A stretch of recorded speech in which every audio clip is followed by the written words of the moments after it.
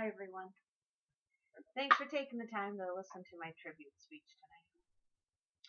My tribute is to Ted Horning, who was my father.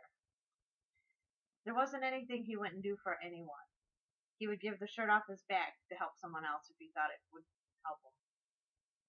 He had to overcome many difficult times in his life, and he taught me the true meaning of what life really is.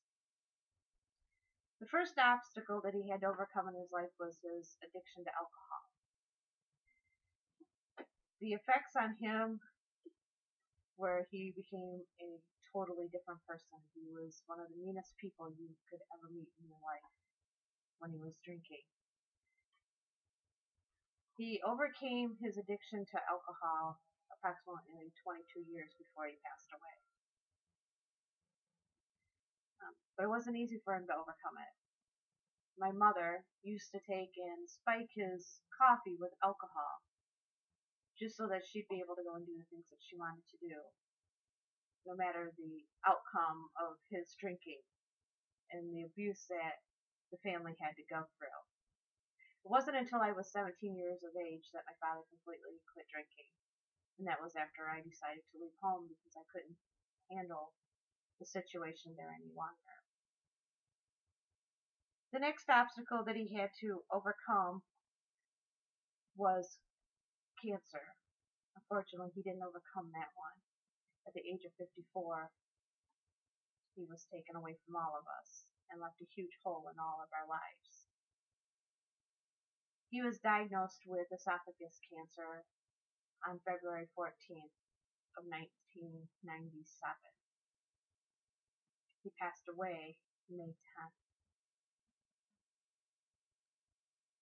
But even though he was diagnosed with cancer and knew that he didn't have very long to live, he never whined, complained. He still lived life to the fullest that he could and tried to enrich our lives with as much knowledge and enjoyment as he possibly could. In that short time, we took a little trip up to the zoo and went and seen the Sulaks and different things with him.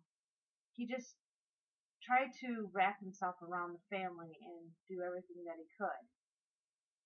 And even through that terrible time, he still found time to help others out when he was feeling up to it. He never seemed like he gave up. He just accepted it and wasn't afraid to die. And he taught all of us that it's not the fact that you're going to die, it's what you do with that time while you're still alive. And when I was diagnosed with cancer, I was able to look back at how he handled knowing that he had cancer. And even though he wasn't physically here, the memories that he left and the impression that he left on me made it easier for me to handle the situation myself with knowing that I had cancer, and it gave me strength because I was able to look at what he did with his life and how he handled the situation. He was a huge inspiration to a lot of people. I have talked to people that remember my dad, and someone told me a story about how they had lost everything that they had due to a fire, and my father gave them furniture and food, and at Christmas he left a huge box of toys and stuff outside their door for their kids, and he never asked for anything in return. He didn't want anything. He was just proud to be able to help someone else out in their time of need. He was just a truly amazing man. He fought in the Vietnam War. He did volunteer service for the schools at one time, helping out with the ski race team.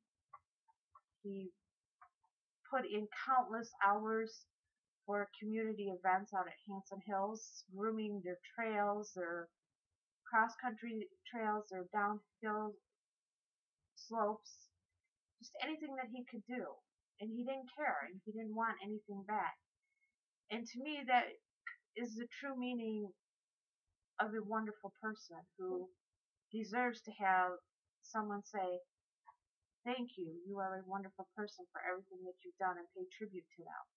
Because to me, that's the true meaning of a person who really cares about others and doesn't ask for anything in return.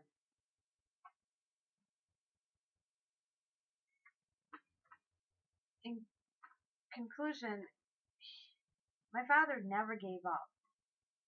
He never left any job unfinished. He always finished any job that he started to the best of his ability.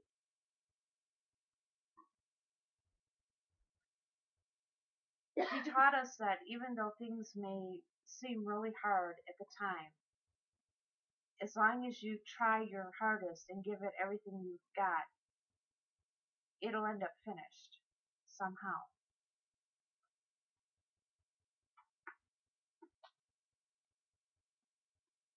His life was short. 54 by no means is an old person. And I miss him as much today as if he had passed away just yesterday, as I did 14 years ago when we lost him. Thank you. Any comments? Amazing speech. I enjoyed it.